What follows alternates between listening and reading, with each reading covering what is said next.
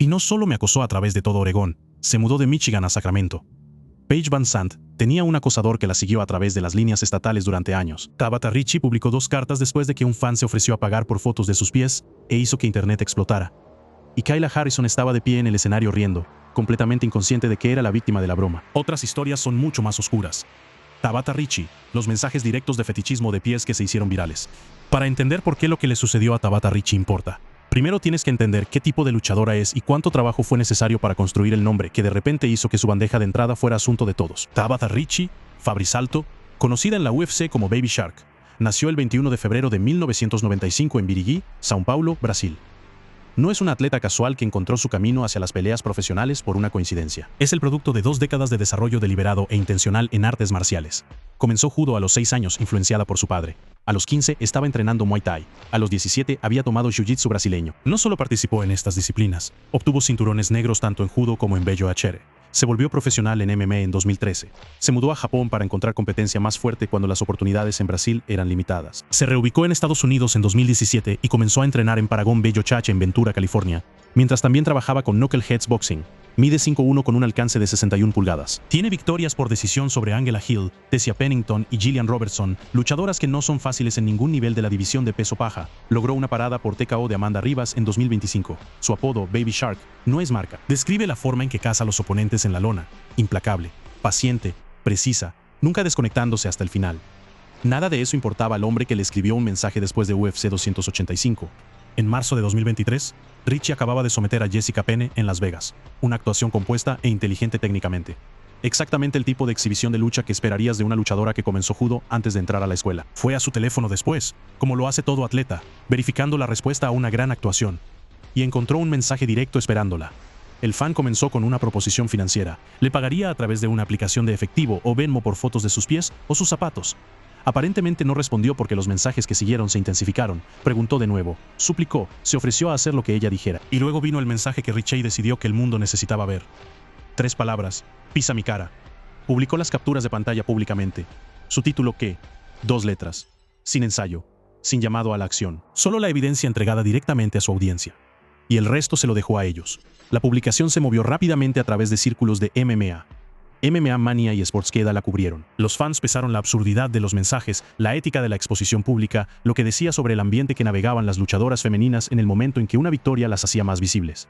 Porque ese es el punto sobre el tiempo. Fue inmediatamente después de una pelea. El aumento de atención que viene con una buena actuación no es solo fans de apoyo felicitándote. Para las mujeres en particular, también trae esto. Ricci abordó el patrón más amplio en entrevistas posteriores, señalando que aunque muchos mensajes son fáciles de reír, otros cruzan claramente hacia territorio que se siente invasivo o amenazante. Pero también fue consistente. No permitiría que la desviara. Continuó entrenando. Continuó subiendo en los rankings. Continuó sometiendo a personas. Lo que el incidente realmente ilustró fue algo estructural. Las redes sociales han eliminado completamente el amortiguador entre atleta y audiencia. No hay publicista revisando sus DMs. No hay un equipo de asistentes que abra sus mensajes primero. Solo está Tabitha Ricci, recién salida de una UFC, desplazándose por la misma bandeja de entrada que cualquiera con un teléfono puede alcanzar. Su respuesta, 2 letras, impacto máximo, se convirtió en uno de los ejemplos más limpios de un luchador usando la exposición pública como herramienta cuando el reporte de plataforma se siente inadecuado. Nombró lo que sucedió, se lo mostró al mundo. Y continuó. La siguiente luchadora en esta lista no tuvo una resolución tan limpia porque algunos fans no permanecen detrás de una pantalla. Paige Van Sant, cuando la obsesión la siguió a través de la puerta del gimnasio. Nacida en 1994, Paige entró a la promoción joven y rápidamente se convirtió en algo que la organización no había visto antes en sus divisiones femeninas. Una luchadora con atractivo popular que se extendía mucho más allá de la audiencia típica de MMA. Peleó en peso paja contra competencia de alto nivel, incluyendo Rose Namajunas, Jessica Andrade y Amanda Ribas. Apareció en Dancing with the Stars. Construyó un seguimiento en redes sociales que eclipsaba el de la mayoría de sus pares en el deporte. Era en muchos sentidos la plantilla para lo que una luchadora podría convertirse como figura pública en la era posterior a Ronda Rousey de la UFC. Y esa visibilidad tuvo un costo que pagó una y otra vez. Van Sant ha sido abierta en podcasts, en entrevistas y en declaraciones públicas sobre experiencias de múltiples incidentes de acoso durante su carrera. No la ordinaria desagradabilidad en línea que la mayoría de las figuras públicas navegan. Obsesión organizada, intencional y sostenida que finalmente cruzó la línea desde el espacio digital hacia su vida física. El caso más documentado involucraba a un hombre que había estado enviándole mensajes durante aproximadamente 4 años. No ocasionalmente, regularmente, entre 10 y 20 mensajes directos por día, todos los días durante años. En el transcurso de ese tiempo, había construido una narrativa interna elaborada alrededor de ella. diciéndole a la gente que era la intervención divina, la que debía reunirlos, que era el plan de Dios, que ella estaba destinada a él específicamente. No solo creía esto en privado, actuaba en base a ello. Se mudó de estado y luego se unió a American Top Team, el gimnasio de MMA de élite en Florida, donde Van Sant entrenaba. No como visitante, como miembro pagador. Se presentó en su lugar de trabajo, la vio durante sesiones de entrenamiento y tomó fotografías. Van Sant lo reconoció. Se retiró al fondo del gimnasio, verificó sus mensajes y confirmó lo que sus instintos ya le estaban diciendo. El hombre no solo la había encontrado en línea, la había encontrado físicamente. Estaba en la misma sala. Así que tuve un acosador del que no me di cuenta de que me había estado siguiendo durante 3 o 4 años. Y se presenta, acababa de mudarme recientemente a Oregón. Lo que sucedió después es la parte de esta historia que podría haber sido muy diferente. El compañero de equipo Ed Herman intervino. Confrontó al hombre, no dentro del gimnasio, sino en el estacionamiento, e hizo que la situación fuera explícitamente clara. El hombre fue subsecuentemente prohibido de ATT. Van Sant ha descrito la intervención de Hermanson en términos inequívocos. Asustó al acosador de una manera que la situación requería, pero eso no fue el final. En abril de 2026, ocurrió otro incidente en Parkland, Florida, y este terminó con un arresto. Un hombre de 21 años llamado Giancarlo Galliani supuestamente siguió a Van Sant durante más de 1 hora. La rastreó desde Davis Foreman Wilderness Preserve a Terramar Park. Esperó en estacionamientos. Gritó su nombre. Gritó comentarios explícitos incluyendo «Siéntate en mi cara». Van Sant llamó al 911. Más tarde identificó a Galliani en una alineación de fotos. Fue arrestado por cargos de acoso y ciberacoso y publicó fianza. En su propia declaración a los investigadores, Galliani admitió haberla seguido en múltiples ocasiones anteriores. No fue un incidente impulsivo único, era un patrón que había estado construyéndose. Van Sant ha discutido el arco completo de estas experiencias en su podcast junto a su esposo, el compañero luchador Austin Vanderford. Ha hablado sobre la forma en que la fijación parasocial en línea se transforma en algo físicamente peligroso. Cómo años de mensajes diarios crean una especie de intimidad delirante en la mente del remitente que eventualmente demanda expresión física. También ha sido clara en que el acoso no se detiene en el acoso físico, las solicitudes de contenido personalizado explícito, los momentos de conocer y saludar donde los fans prueban que pueden conseguir, los DMs que van desde lo inapropiado hasta lo aterrador. Todos son parte del mismo ecosistema. Su disposición a discutir todo esto públicamente ha indudablemente aumentado la conciencia. También ha indudablemente atraído más atención, algo de ella no deseada. Esa es la crueldad específica de esta situación. Hablar al respecto te hace más visible, y la visibilidad es parte de lo que la invita en primer lugar. La historia de Van Sant es quizás la ilustración más directa en esta lista de cómo el acoso se intensifica a través de etapas, de un DM a una membresía de gimnasio, a un estacionamiento, a una sala de tribunal. Pero mientras sus acosadores perseguían su cuerpo, el siguiente caso trata sobre un hombre que ya había decidido en su mente que había reclamado la identidad completa de una luchadora. Amanda Rivas, el hombre que le dijo a todos que era su esposa, no llegó a las artes marciales a través de un folleto de gimnasio o un interés casual. Rivas nació en ello. Su padre, Marcelo Rivas, entrena judo, jiu-jitsu y muay thai. Creció entrenando como forma de vida. Compitió en el equipo nacional de judo juvenil de Brasil. Peleó a través de lesiones de rodilla. Debutó en la UFC en 2019 y rápidamente se estableció como una de las luchadoras más completas en las divisiones de peso paja y peso mosca. Lucha fuerte, golpes agudos, cardio excelente y el tipo de precisión técnica compuesta que viene de una infancia pasada en una casa de artes marciales. Para abril de 2024, había ganado un lugar en el evento principal en UFC Vegas 89 contra Rose Namajunas, una campeona anterior. Una pelea que podría definir su trayectoria, era la culminación de todo lo que había construido. Fue durante esa semana de pelea en Las Vegas que un hombre ucraniano que había encontrado brevemente años antes durante la semana de pelea de UFC 251 eligió reaparece. No simplemente la había recordado, había construido una realidad alrededor de ella. Durante la semana de pelea en el hotel, intentó llegar a su habitación varias veces. Cuando no podía acceder a ella directamente, se acercó a su padre. Entregó una carta, una pulsera y un oso de peluche. En sus cuentas de redes sociales estaba publicando que Amanda Rivas era su esposa, no alguien que admiraba, no una mujer por la que tenía sentimientos, su esposa. Tenía planes concretos establecidos, para mudarse a su ciudad natal en Brasil para estar con ella. El gerente de Rivas, Alex Davis, se enteró de la situación e inmediatamente contactó a la seguridad de la UFC. La respuesta, una vez activada, fue loable. Se le asignó protección de 24 horas por el resto de la semana de pelea, pero para el momento en que la protección estaba en su lugar, el hombre ya había resbalado más allá de un conjunto diferente de barreras institucionales. Había entrado al Instituto de Rendimiento de la UFC. El Instituto de Rendimiento de la UFC no es un lugar público. Es la instalación oficial de entrenamiento y desarrollo de la UFC, una de las instalaciones deportivas más conscientes de la seguridad en los deportes de combate. Y este hombre pasó su seguridad bajo la justificación de un delirio, diciéndole al personal y a cualquiera que quisiera escuchar que Amanda Rivas era su esposa. Se movió a través del edificio hasta que el personal fue alertado y fue removido. Rivas abordó el problema públicamente en entrevistas de medios brasileños durante y después de la semana de pelea. Describió al hombre como claramente enfermo y encontró algunos de los detalles genuinamente surrealistas, incluyendo informes de que era un luchador que había estado involucrado en un incidente separado del suyo. Se rió de partes de ello como la gente a veces lo hace con cosas que son tanto absurdas como aterradoras al mismo tiempo, pero la realidad estructural de lo que sucedió merece ser sostenida claramente. Un hombre operando en una fijación de años de duración eludió la seguridad del hotel, accedió a su padre e infiltró el perímetro de seguridad de una instalación deportiva profesional. Todo durante la semana de la pelea más importante de su carrera. Las capas de protección que se suponía debían existir entre un atleta profesional y una persona como esta no se mantuvieron. Rivas perdió el evento principal ante Namajunas por decisión. Ha continuado compitiendo y contribuyendo su voz a conversaciones más amplias sobre la seguridad de los luchadores, particularmente alrededor de los espacios vulnerables intermedios, hoteles, instalaciones de entrenamiento, pasillos entre lo público y lo privado, donde la fama crea exposición que ningún protocolo de seguridad cuenta completamente. Su historia trata sobre falla institucional, que fue atrapada estrechamente a tiempo. La siguiente historia trata sobre una falla que sucedió a la vista del público, en el escenario, en cámara, en uno de los eventos promocionales más grandes en la historia de la UFC. Kayla Harrison, la Q en una pregunta que detuvo a una campeona, fue engañada en frío. Seamos completamente claros sobre quién es Kayla Harrison antes de discutir lo que le sucedió. Harrison nació el 2 de julio de 1990, mide 5'8". Ganó oro olímpico en judo en 2012 en los Juegos de Londres, la primera estadounidense en la historia en hacerlo. Defendió ese oro en 2016 en Río de Janeiro. Es medallista de campeonato mundial. Después de las Olimpiadas de 2016, se apartó del deporte que la había hecho famosa, citando públicamente depresión postolímpica y un deseo de encontrar algo nuevo por lo que luchar. Hizo la transición a MMA, entrenó en American Top Team y se convirtió en campeona de peso ligero de 2 veces PFL antes de entrar a la UFC. En 2025, sometió a Juliana Peña para capturar el campeonato de peso gallo femenino. Su récord de MMA se sitúa a nivel de élite con una tasa alta de finales en la primera ronda. También es autora publicada y defensora de sobrevivientes de abuso sexual, extrayendo de sus propias experiencias personales compartidas públicamente. Madre, una persona que ha utilizado la plataforma que sus logros atléticos construyeron para hacer algo significativo con ella. Ahora, sostén todo eso en tu cabeza y considera lo que sucedió en un evento de preguntas y respuestas con fans para UFC 30 en marzo de 2024. El evento fue celebrado en Miami alrededor del Día Internacional de la Mujer. Harrison apareció en el escenario junto al contendiente de peso ligero Arman Tsarukyan. La sesión fue presentada por Megan Olivi. Un fan que habla ruso en la audiencia dirigió una pregunta a Tsarukyan. La pregunta, traducida del ruso, preguntaba aproximadamente cuántas veces tendría relaciones sexuales con Harrison. Tsarukyan respondió. Dijo, un par. Harrison estaba justo allí, estaba riendo. Es porque no habla ruso y nadie le había traducido el intercambio.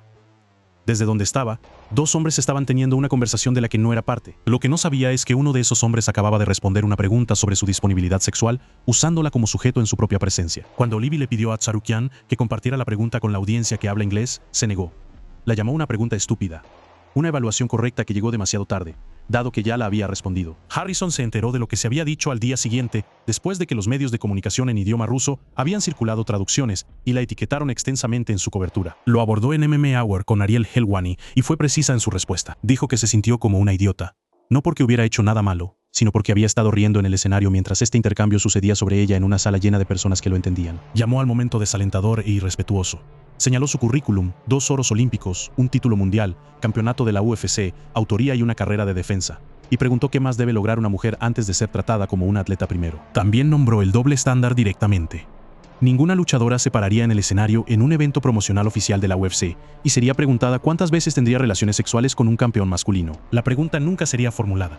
El hecho de que fuera formulada sobre ella y respondida y reída en su presencia refleja algo más profundo que el mal juicio de un fan único. El incidente se convirtió en parte de una conversación más amplia sobre la conducta de los fans en eventos promocionales en vivo de la UFC, sobre cómo los formatos de preguntas y respuestas pueden convertirse en espacios donde los contratos sociales que rigen el comportamiento público en otros contextos se disuelven. Esto sucedió en un evento oficial de la UFC con cámaras rodando, con un presentador presente, durante una semana de prensa construida alrededor de la visibilidad del deporte femenino. Harrison compitió en UFC 300, continuó ganando. Capturó un campeonato. Continuó defendiendo.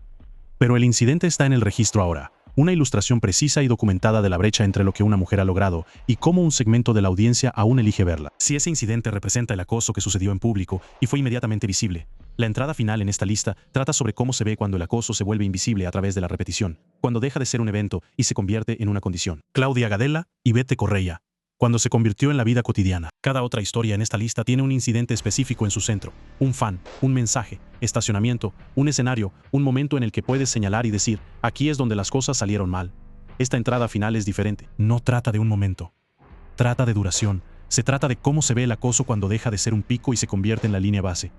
Cuando no es algo que te suceda y no sé cómo, es algo en lo que vives dentro. Cláudia Gadela nació el 7 de diciembre de 1988 en João Pessoa, Brasil. Se convirtió en una de las luchadoras definitorias de la era de peso paja de la UFC, una desafiante de títulos múltiples cuyas rivalidades, particularmente con Joanna Jędrzejczyk, fueron entre los enfrentamientos técnicos más convincentes que la división produjo. Es una pionera en todos los sentidos significativos de la palabra, una luchadora cuya lucha libre, lucha en la lona y pura negativa a plegarse bajo presión, la convirtieron en una de las oponentes más difíciles que cualquier peso paja jamás tuvo que prepararse para enfrentar. También es una de las luchadoras brasileñas más reconocibles de su generación.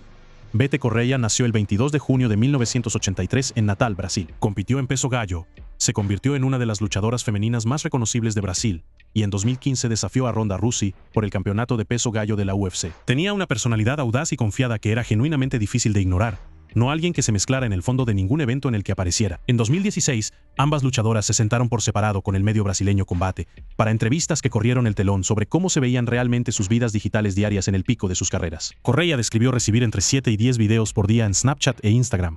No mensajes, no fotografías, videos de hombres masturbándose a sus fotografías o a metraje de sus peleas, todos los días, 7 a 10 veces. Señaló que el volumen era particularmente pesado de fans internacionales, y comparó la experiencia con el acoso callejero, la intrusión persistente de bajo grado e indeseada que las mujeres navegan en espacios públicos físicos, excepto transpuesto a un medio digital que no tiene geografía, no tiene hora de cierre y ningún testigo. Y cuando bloqueas una cuenta, aparece una nueva. La tubería nunca se detiene. Gadela describió una realidad paralela. Un flujo constante de contenido explícito, no solicitado y objetificación que no tenían nada que ver con su habilidad para pelear, su técnica o cualquier cosa que hubiera construido durante una carrera. Era simplemente el costo de ser una mujer visible en un deporte con un cierto tipo de audiencia. Ambas luchadoras señalaron que este acoso no existía en una categoría limpia y separada de sus vidas profesionales. Se mezcló con crítica de peleas, se mezcló con vergüenza del cuerpo. Se mezcló con fantasías gráficas que mezclaban lo profesional y lo profundamente personal de maneras que fueron agotadoras de procesar. Correia también describió dimensiones del mundo real que se extendían más allá de su teléfono, hombres intentando retenerla físicamente en eventos sociales, hombres exponiéndose públicamente. El límite entre lo que sucedió en línea y lo que la gente estaba dispuesta a hacer en persona no era tan firme como uno podría esperar. Lo que hace esta entrada distinta de cualquier otra historia en este video es el año 2016. Estas cuentas preceden la mayoría de las conversaciones públicas que emergerían después alrededor del acoso de atletas en redes sociales. No había un momento viral, no había un tema de tendencia, no había un clip que se propagara por Twitter y generara 3 días de discurso. Solo había 2 luchadoras profesionales sentadas frente a un periodista describiendo, en términos tranquilos y objetivos, la textura de sus vidas profesionales diarias. Y esa calidad desapasionada es quizás el elemento más perturbador. Para 2016, Gadela y Correia ya habían normalizado lo que por cualquier estándar externo razonable era anormal. 7 a 10 videos explícitos por día no era una crisis que estuvieran reportando. Era martes. La adaptación requerida para mantener esa ecuanimidad, para mantenerse enfocada en campamentos de entrenamiento y cortes de peso y planes de juego, mientras esta es la realidad de tu vida digital, representa una forma de resiliencia que ningún récord de pelea captura y ningún carrete destacado honra. Su disposición a hablar públicamente en una era, cuando las atletas femeninas tenían muy pocos incentivos culturales para hacer este tipo de divulgaciones, contribuyó a una onda temprana de visibilidad alrededor de estos temas. Visibilidad que eventualmente se haría más ruidosa, pero aún no. 5 mujeres, 5 historias diferentes, 5 puntos de entrada diferentes al mismo problema fundamental. Tabitha Ricci recibió DMs de fetichismo explícito minutos después de someter a un oponente en una tarjeta principal de UFC. Paige VanZant tuvo a un hombre mudarse de estados, unirse a su gimnasio y luego años después seguirla a través de parques públicos, gritándole cosas explícitas hasta que llamó a la policía. Amanda Ribas tuvo a un hombre construir un matrimonio completamente delirante alrededor de ella, acercarse a su padre con regalos e infiltrarse más allá de la seguridad en el Instituto de Rendimiento de la UFC durante la semana de pelea más importante de su carrera. Kayla Harrison, una medallista olímpica de 2 oros y campeona de la UFC, se enteró al día siguiente de que había sido la sujeto de una broma sexual pública en su propio evento promocional entregada en un idioma que no hablaba, mientras estaba justo allí. Cláudia Gadela y Bete Correia recibieron contenido de video explícito enviado a ellas diariamente durante años y lo describieron a un periodista con la calma de mujeres que simplemente habían aceptado esto como parte del trato. Estos no son casos marginales del borde más oscuro del fanatismo. Son eventos documentados, nombrados, reportados que involucran a luchadoras profesionales en varios niveles de visibilidad, abarcando casi una década a través de múltiples países y múltiples plataformas. Representan un patrón y los patrones no se resuelven por sí solos. Lo que cada luchadora en esta lista tiene en común, más allá del acoso mismo, es que eligieron hablar al respecto. Lo nombraron. Publicaron las capturas de pantalla, se sentaron frente a periodistas y fueron a podcasts y se pararon frente a cámaras y describieron cómo se siente realmente ser un atleta profesional cuyos logros también la hacen un objetivo. Ninguna de ellas tenía que hacerlo. Todas lo hicieron de todas formas. Y eso importa más de lo que podría parecer a primera vista, porque el valor predeterminado durante la mayoría de la historia fue el silencio. Tomaste los mensajes. Bloqueaste las cuentas. Lo mencionaste a tu gerente si las cosas se ponían lo suficientemente mal y seguiste adelante. No lo traías a colación porque traerlo a colación era vergonzoso o complicado o porque la gente diría que lo pedías por ser visible en primer lugar. Ese valor predeterminado no protegió a nadie. Solo hizo que el problema fuera más silencioso, lo que no es lo mismo que más pequeño. Cada vez que una de estas luchadoras hablaba públicamente, cambiaban el cálculo para la siguiente mujer que tenía que decidir si decir algo. Lo hacían ligeramente menos inusual de nombrar la cosa, ligeramente menos solitario. Es ligeramente más probable que la siguiente luchadora también hablara, esta y la después de esa. Eso requiere un tipo diferente de coraje que cualquier cosa que suceda dentro del octágono. El deporte es mejor cuando las personas que compiten en él son tratadas como los atletas que son. Aún no estamos allí, pero las mujeres en esta lista son parte de por qué estamos más cerca de lo que estábamos. Gracias por ver. Revisa otras tarjetas en la pantalla.